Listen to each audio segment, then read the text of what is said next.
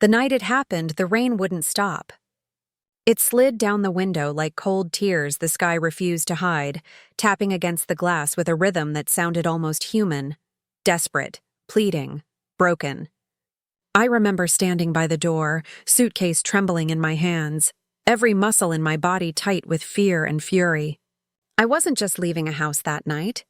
I was walking away from a lifetime of silence, from words I never said, love I never received, and wounds no one cared to see. Behind me, the hallway smelled faintly of my mother's perfume and my father's cologne, scents that once meant safety, but now only reminded me of how invisible I had become in their perfect world. The ticking clock in the living room echoed like a countdown, daring me to step outside, to finally cross the line I had always been too afraid to.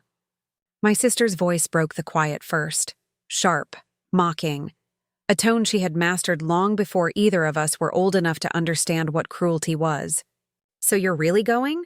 she said, leaning against the staircase with her arms folded, that same smug smile curving her lips. I didn't answer. My throat was dry, and I knew that if I spoke, the tears pressing against my chest would win. She laughed, low, deliberate. "You won't last a week out there. You can't even handle this house." Her words sliced through me like glass, but I didn't flinch.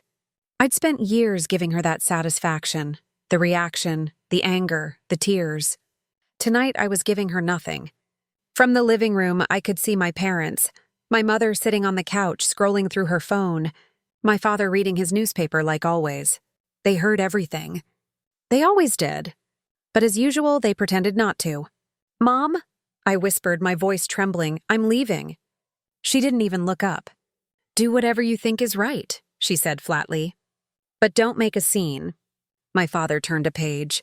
"If you walk out now," he murmured, "don't expect to come running back when things get hard." There it was, the final push I needed. For years I'd begged for a kind word, for a moment of warmth. But the truth hit me like lightning in that instant. My pain never mattered to them.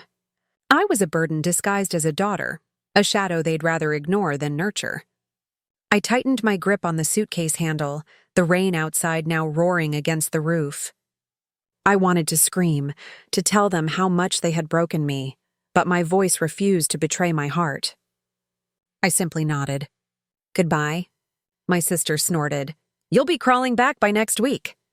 I looked at her for the last time, the smirk, the superiority, the certainty that she had won. And then I said quietly, "Watch me."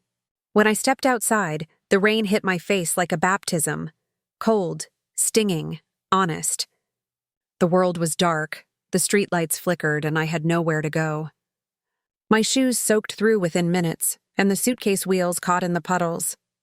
But even through the shaking and the tears, I felt something I hadn't felt in years. Freedom. Every drop that hit my skin washed away a little piece of that house. That cruelty, that emptiness. I walked past the gate, turned once, and saw the curtains move, a figure watching me from inside. Maybe it was my mother. Maybe it was my sister. Maybe it was just my imagination hoping that someone still cared. But no one came after me. No one called my name. The street stretched ahead, long, empty, uncertain. The rain blurred the world into silver and black, but I kept walking. My heart felt heavy, but my steps grew steadier with each one. The fear that had once chained me now whispered something different. Keep going. That night I slept at a bus stop, clutching my bag like a lifeline. The wind howled, the rain finally softened, and exhaustion pulled me into a half-dream filled with echoes of laughter. Her laughter, my sister's, the one that had haunted me all my life. I woke up shivering at dawn. The world was gray, my clothes damp, my eyes swollen. Yet beneath the ache and the cold there was something new. A faint spark, small but alive. For the first time I realized that the only person who could save me was me. I didn't know where I'd go, or how I'd survive. I just knew that I couldn't go back. I couldn't live another day begging for love from people who didn't know how to give it. Years later, when I think back to that night, the rain, the silence, the door closing behind me, it feels like another lifetime. Because the girl who left that house in tears never came back. She died somewhere along the way, replaced by someone stronger, someone wiser. And life, in its strange, poetic way, kept its promise. I never imagined that one day, after everything, they would call me. That I would hear those same voices tremble, desperate, fragile. The voices that once dismissed me like I was nothing. But that's the thing about karma. It doesn't knock loudly. It waits patiently for the perfect moment to speak. People always say, childhood is the purest time of life. But mine was nothing like that. If anything, it was the first lesson that not all love comes from home. And sometimes, the people who raise you are the ones who break you the most. I was 6 when I first realized something was different. My sister Alina was 8. Sharp-tongued, clever, confident, and everyone's favorite. She had my mother's eyes and my father's charm. I was quieter, smaller, a little awkward, the kind of child who colored outside the lines and apologized too much. In our family, love wasn't given, it was earned. And no matter how hard I tried, it always felt like I was one mistake away from being invisible. I remember one morning clearly, the sun poured through the kitchen window, catching the gold in Alina's hair as she twirled around in her new dress. "Doesn't she look beautiful?" my mother said proudly, adjusting Alina's bow. Then she looked at me, hair messy, uniform wrinkled, and sighed. "You should learn from your sister. Look how neat she is." I looked down at my shoes, cheeks burning. "I'll try," I mumbled. "You always say that," she replied, brushing past me. "But trying isn't enough." My father sat at the table sipping his tea, glancing at the newspaper. "Leave her be," he said lightly. "She's just not like Alina." I wanted to ask what that meant. Not like her how? But deep down I already knew. Alina ruled our house like a queen in a castle built on favoritism. If I accidentally broke something, she'd be the first to point and say, "It was her." And no matter what, my parents always believed her. Once, she borrowed my favorite sketchbook, the one where I drew everything that made me feel safe, and tore it apart during one of her tantrums. When I cried, she shrugged. "Maybe next time you won't leave your junk everywhere." I ran to my mother, clutching the torn pages. "She did it! She ruined it!" But my mother barely looked up from the stove. "You two need to stop fighting," she said. "Alina doesn't act out unless you provoke her." That line became the story of my life. My pain was always my fault. Dinner time was the worst. Alina always sat next to my father, feeding him stories about her day, how her teacher praised her, how everyone liked her new hairstyle. They'd laugh together, sharing jokes I wasn't part of. "Anything special happen at your school today?" My father would ask me without looking up from his plate. I'd open my mouth to answer, but before I could speak, Alina would interrupt. "She got in trouble again." And just like that, I was the disappointment. "Honestly, you should learn to behave like your sister," my father would mutter. I'd nod silently, eyes on my food, the taste of rice turning bitter in my mouth. Sometimes I'd think about what would happen if I just stopped talking altogether, if I disappeared from the table one day. Would anyone notice? I grew up learning how to stay quiet, how to make myself small. When Alina got good grades, there were celebrations. When I did, my mother would say, "That's nice, but you still need to work on your attitude." When she got new clothes, I got hand-me-downs. When she made mistakes, they were forgiven.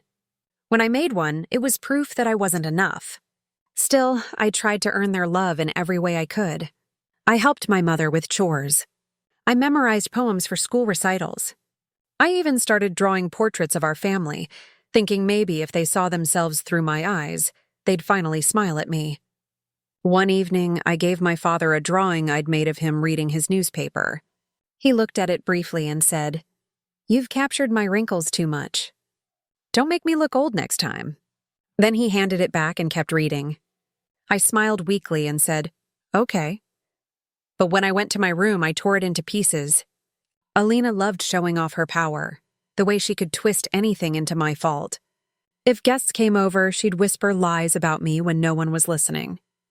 "She's so sensitive," she'd say with a smirk, always crying for attention.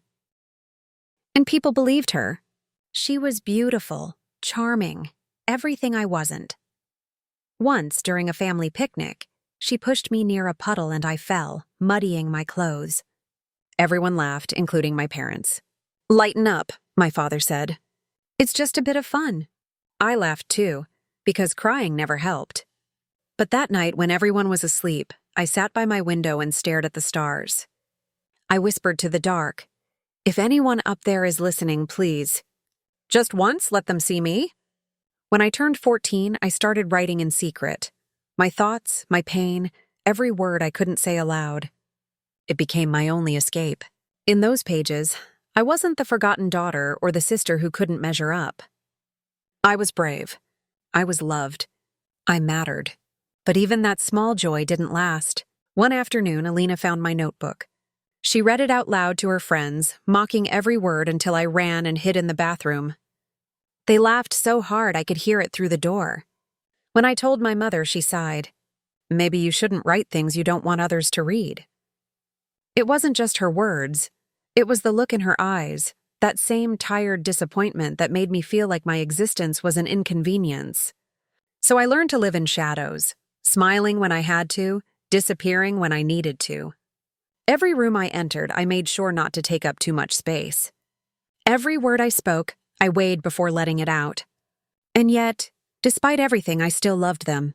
Every time my father came home late, I waited by the window hoping he'd notice me waiting. Every time my mother was sick, I brought her tea, praying she'd smile and say, "Thank you, sweetheart." Every time my sister bragged about something, I still clapped, because I wanted her to love me too. But love doesn't grow in the shadows. It withers there, quietly, painfully, until all that's left is a girl who learns to breathe through the ache. Looking back now, I think I stayed hopeful for too long, because no matter how much I tried, nothing I did was ever enough. And somewhere between the laughter I wasn't part of and the hugs I never received, a seed began to grow, a seed called resentment. I didn't know it then, but that quiet, invisible pain was slowly shaping the woman I'd become, the one who would one day walk away and make them regret ever letting her go. It started small, the kind of cruelty people call normal between sisters. But deep down, I knew there was nothing normal about it. Alina didn't just tease me, she enjoyed watching me break. Her words were sharp, perfectly chosen to cut where no one could see. One morning before school, I stood in front of the mirror, trying to braid my hair. Alina walked in, snickering. "God, you actually think that looks good?" she said, tugging at my braid until it unraveled. "I like it this way," I murmured. She tilted her head, her tone dripping with fake sweetness. "Of course you do. You've never had taste." I wanted to fight back, but I didn't know how. And even if I did, it wouldn't have mattered. Because the moment my mother walked in, Alina changed her voice completely. "Mom, she got mad at me again," she whined. My mother sighed. "Why can't you two just get along?" I tried to explain. "Enough," she interrupted. "You always start these arguments." That was how it always went. Alina caused the storm and I got blamed for the thunder. At school, she made sure her friends knew exactly who I was, the awkward little sister. Sometimes she'd accidentally spill juice on my uniform at lunch or spread rumors that I had a crush on someone I barely talked to. Once she told everyone I wet the bed when I was little. They laughed for days. I went home that afternoon, eyes swollen, and my father asked, "Why do you look like that?" "Kids made fun of me," I whispered. He frowned. "Did you do something to make them?" I shook my head. "No, Alina—" But before I could finish, Alina burst into the room, cheerful as ever. "Dad, can I go to my friend's house this weekend?" And just like that, my pain vanished from his attention. She had a way of turning every room into her stage and every word into a weapon. And I was always her favorite target. When relatives visited, she'd joke, "Mom says I got all the good genes. Guess we know what's left." Everyone would laugh. Even my mother. I laughed too, pretending it didn't hurt. But it did. Every time, a little piece of me fell silent. At night, I'd sit in bed listening to her giggle on the phone with her friends. Sometimes I'd hear my name, always followed by laughter. She once recorded my singing, just a silly thing I did when no one was around, and played it in front of her friends, imitating my voice. When I shouted, "Stop it!" she smiled and said, Relax, it's just a joke. Don't be so sensitive. That became her favorite excuse. It's just a joke. But those jokes left bruises no one could see. My parents always dismissed it. It's normal, my mother would say. Sisters fight all the time. My father would nod. She's older, she'll grow out of it. But she never did. If anything, the older she got, the more cruel her games became. She'd hide my homework, delete my messages, tell my friends lies so they'd stop talking to me. And when I'd cry about it, she'd smile sweetly and say, "You're so dramatic. No wonder no one takes you seriously." It was like living in a constant cycle. Pain, denial, silence. I remember one evening vividly. It was raining outside, thunder shaking the windows. We were watching TV in the living room. Alina leaned close to me and whispered, "You know Mom only keeps you around because she feels sorry for you." I froze. "That's not true." She grinned. "Then ask her." "Go ahead." Something inside me snapped that night. I stood up and shouted, "Why do you hate me so much?" The whole room went quiet. My father lowered the volume. "Enough with the drama," he said. "You're always looking for attention." My mother's eyes were tired. "She's your sister, apologize." I stared at them, heart pounding. "For what? For being the one you all blame?" "Go to your room," my father ordered. I did. But as I climbed the stairs, I heard Alina giggle. That low, satisfied giggle that told me she'd won again. That night, I cried until my pillow was soaked. And in the middle of that darkness, something inside me went quiet, like a light switching off. It wasn't just sadness anymore. It was understanding. Understanding that in this house, no one would defend me. No one would believe me. I was alone, completely, utterly alone. And as I stared at the ceiling, listening to the rain hit the glass, a thought whispered in the back of my mind. One day, they'll see what they did to me. One day, they'll regret every time they laughed when I cried. That was the night the idea of justice, silent, patient justice, took root in my heart. I used to think that if I tried hard enough, maybe they'd see me. Maybe if I brought home good grades, helped around the house, smiled through the pain, my parents would finally look at me and say, "We're proud of you." But that day never came. Whenever I tried to speak up about how my sister treated me, my mother would wave her hand dismissively, saying, "Oh, she's just teasing. Don't be so sensitive." My father wouldn't even look up from his newspaper. His silence spoke louder than words. I wasn't important enough to be heard. One night I remember sitting at the dinner table while my sister bragged about a party she'd been invited to. I quietly mentioned how a teacher praised my project in front of the class. My mother barely glanced at me before saying, "That's nice, dear." "Now what were you saying, sweetheart?" Turning right back to my sister. That small moment, that single dismissal, burned itself into my memory.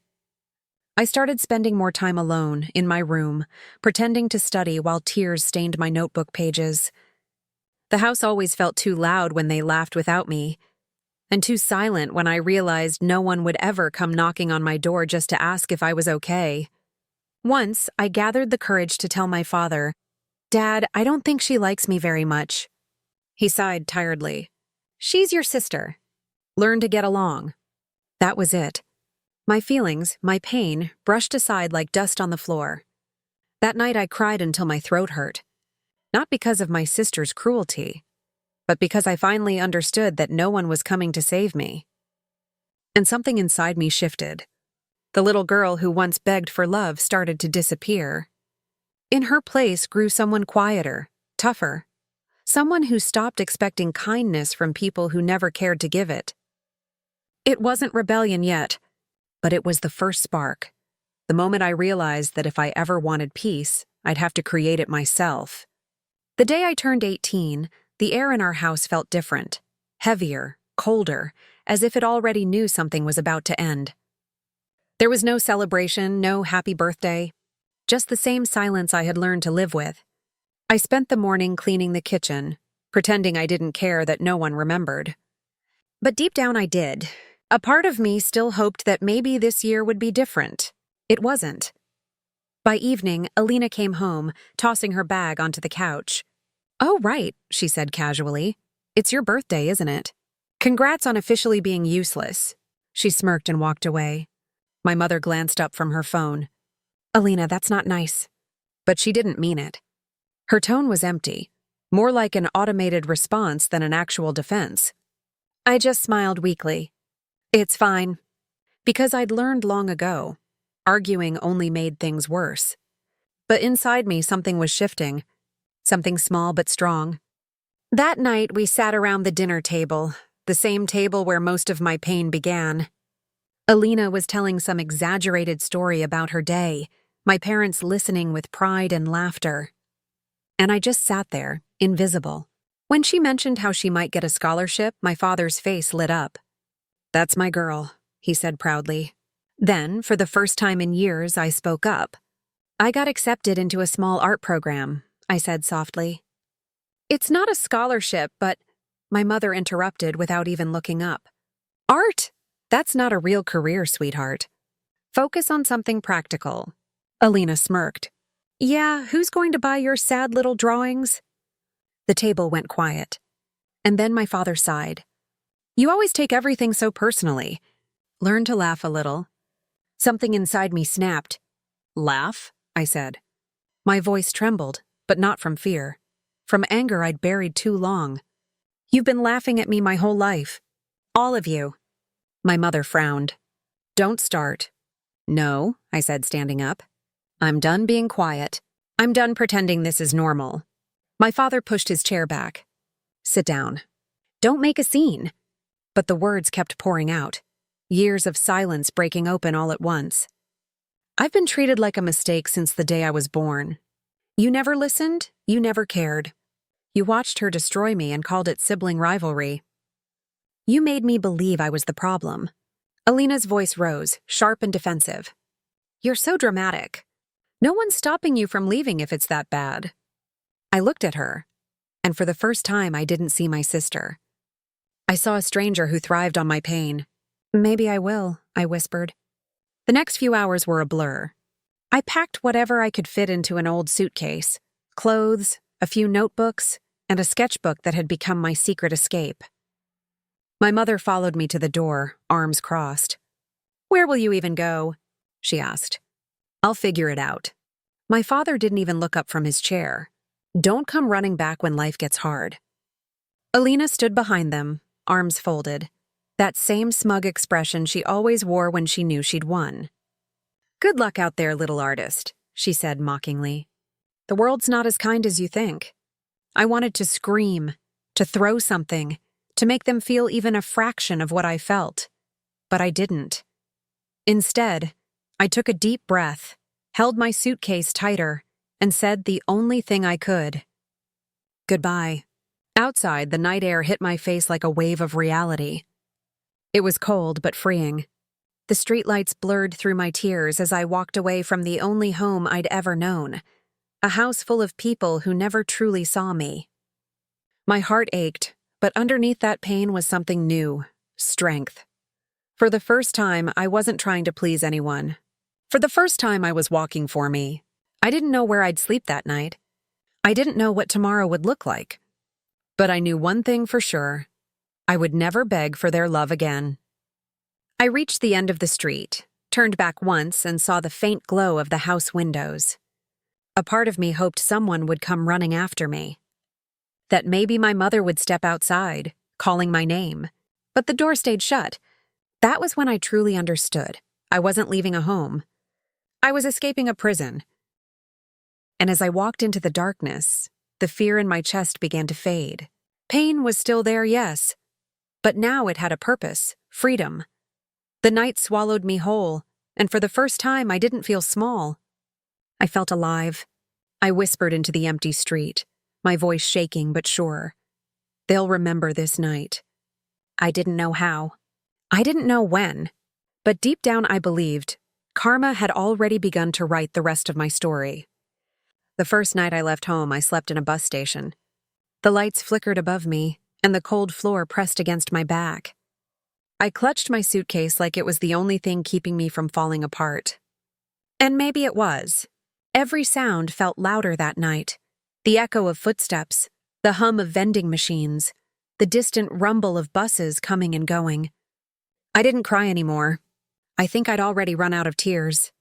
I told myself I'd only stay there until morning, until I figured out where to go next. But when morning came, I realized I had no plan, no money, and nowhere to go. So I started walking. The first few weeks were a blur of small rejections. Everywhere I went, the answer was the same. We're not hiring.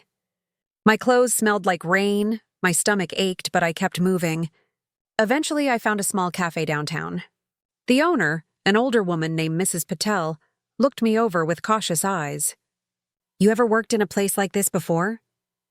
she asked. I shook my head. "No, but I can learn fast."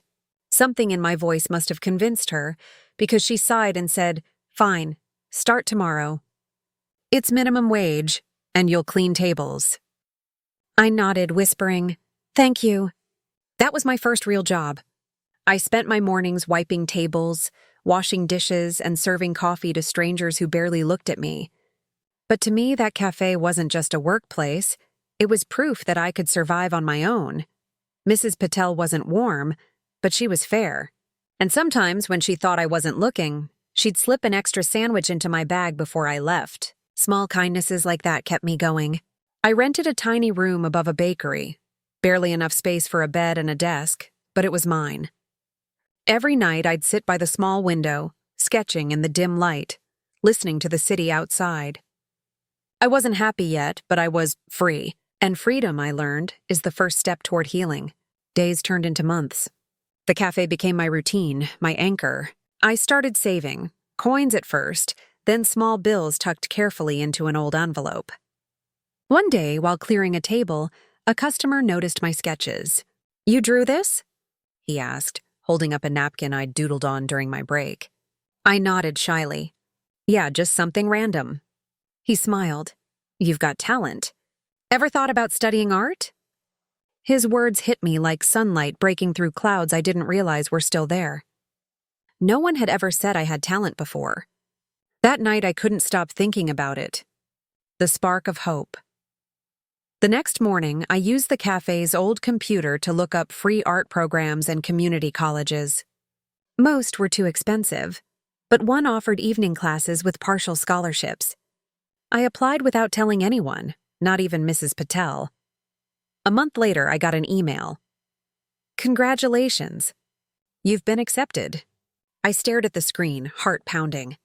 For the first time in years, I felt proud of myself, not because someone told me to be, but because I earned it. Classes were hard. I'd work morning to evening at the cafe, then rush to class at night, fighting exhaustion. Sometimes I'd fall asleep on my desk, my pencil still in hand. But every time I saw my drawings come to life, I remembered why I started. It wasn't about proving my family wrong anymore. It was about proving me right. There was Laura, who always carried a camera and believed every face had a story. And Miguel, who painted cities from memory, saying, "Even broken places deserve to be remembered." They didn't care about where I came from. They cared about who I was becoming. For the first time, I felt seen. Not as the invisible girl in the corner. Not as the family disappointment. But as someone who mattered. One night after class, Lara looked at me and said, "You've got something, you know. It's in your eyes. You've been through hell, but you're still standing." I smiled, blinking back tears. "I'm still learning how." She squeezed my hand. "That's enough." Over time, things began to change. My sketches got noticed by my teacher, who recommended me for a small local exhibition. It wasn't fancy, just a corner in a library gallery. But when I saw my name printed beside my artwork, my hands trembled. People actually stopped to look at it. Some smiled. One woman even asked if she could buy a piece. I remember walking home that night, clutching the small payment she gave me, whispering to myself, "You did it." It wasn't much, barely enough to cover a week's rent, but it meant everything. Because for the first time, my worth wasn't measured by someone else's opinion. It came from me. Years passed quietly. The pain of my childhood didn't disappear, but it stopped controlling me. Every scar became a reminder, not of weakness, but of survival.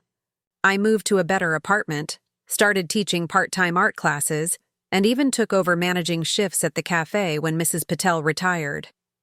Sometimes I'd catch my reflection in the cafe window, older, calmer, stronger, and I'd barely recognize the girl who once begged to be loved.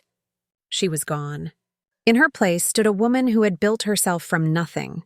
But life has a strange way of circling back when you least expect it. And just when I thought I'd left my past behind, fate decided to test me one last time. One evening, as the sun dipped below the city skyline, my phone rang. An unknown number flashed across the screen. I hesitated, then answered. Hello? There was silence on the other end. Then, a familiar trembling voice. Is this my daughter? I froze. It was my mother. And in that single moment, the world I'd built, the peace I'd fought for, began to tremble. Because I realized karma had finally found its way home. Pain became my teacher. Every insult, every ignored tear. I carried them like bricks and built something out of them. I started small, a side hustle that grew into something real. The same girl who once begged for attention was now being invited to speak about resilience. Sometimes I'd catch my reflection in a shop window and barely recognize her. Confident, calm, unbothered. I had learned that revenge doesn't always roar. Sometimes it whispers through success. Yet, no matter how far I went, old memories still visited me. My sister's smirk, my mother's silence, my father's disappointment. But this time they didn't hurt. They reminded me of who I used to be, and how far I'd come. I thought the past was buried for good. But then one day, my phone rang. And the name flashing on the screen? It was them. It started with whispers. Distant relatives mentioning that my sister's marriage was falling apart, that my father's business had gone bankrupt, that my mother was constantly sick with stress. I didn't go looking for the news. It somehow found me, as if karma wanted me to know. The same people who once told me I was a disappointment were now losing everything they'd once used to measure worth. Money, reputation, pride. My sister, the golden child, was now struggling to keep her home together. My father, who never believed in my dreams, was begging investors for help. I listened quietly, my heart steady. Not angry, not gloating, just at peace. Because karma doesn't need an audience. It arrives softly, in the silence of realization, when the ones who hurt you finally feel the weight of what they've done. And I stayed where I was. In my little apartment, surrounded by the life I built from nothing. The proof that sometimes, justice doesn't come from revenge. It comes from watching fate write the ending for you. It was an ordinary evening. The city outside my window buzzed with life. Cars, laughter, the faint hum of music from a nearby cafe. I was sipping tea, reviewing a work proposal, when my phone rang. Unknown number. I almost ignored it. But something, maybe instinct, maybe fate, made me answer. The voice on the other end was trembling. It's your mother. For a second, I froze. My chest tightened. Years of silence, pain, and distance suddenly flooded back like a storm breaking through a dam. Her voice was softer than I remembered, cracked, weary, almost fragile. Your father's in the hospital, she said, her breath catching. We need you, sweetheart. Sweetheart, a word I'd longed to hear my entire childhood. And yet, in that moment, it didn't heal anything. It only reminded me how hollow it sounded after all those years. Then came my sister's voice. Shaky, broken. I know you hate us, she whispered. But please, we have nowhere else to turn. I didn't speak right away. My hands trembled slightly, my heart torn between old wounds and the woman I had become. Part of me wanted to hang up, to let karma finish what it had started, to let them feel the loneliness I once begged them to notice. But another part, the part shaped by everything I'd endured, knew that walking away again wasn't power. True strength was having the chance for revenge, and choosing peace instead. So I said quietly, I'll think about it. And when I hung up, the silence that followed wasn't painful anymore. It was powerful, because that was the moment I realized karma had already spoken, not through their suffering, but through my growth, through the calm voice of the girl they once silenced, now strong enough to choose her own ending. When I finally decided to visit, it wasn't out of pity. It was closure. Years had passed since I'd last stood outside that house, the same one that once felt like a prison. The gate creaked open, the air heavy with memories. Every step toward the door felt like walking through ghosts. My mother opened it. Her face, once proud and distant, was pale and worn. Time had humbled her more than any words ever could. Behind her stood my father, his posture bent, his eyes filled with something I'd never seen before. Remorse. And then there was my sister. The same girl who once laughed at my tears now stood there quietly, clutching her hands, afraid to meet my eyes. She didn't need to speak. Her silence confessed everything. I took a breath and looked around. The familiar living room, the faded family photos, the air thick with guilt. My father tried to speak first. "We made mistakes," he said softly. "We should have treated you better. We see that now." My mother's voice cracked. "You were always the stronger one, weren't you?" And for a long moment I said nothing. Because the truth was, I didn't need to. My success, my peace, my calmness, they all spoke louder than anything I could ever say. Finally, I looked at them and said, "I'm not here for revenge. I came to let go." My sister's eyes filled with tears. "Can you ever forgive us?" I smiled faintly. "Forgiveness isn't about you. It's about me." And with that, I turned to leave. As I stepped outside, the sunlight hit my face. Warm, soft, free. Behind me, I could hear quiet sobs, but I didn't look back. Some stories don't need a dramatic ending. Some just need peace. Because sometimes, silence is louder than revenge, and walking away, with your head held high, is the loudest victory of all.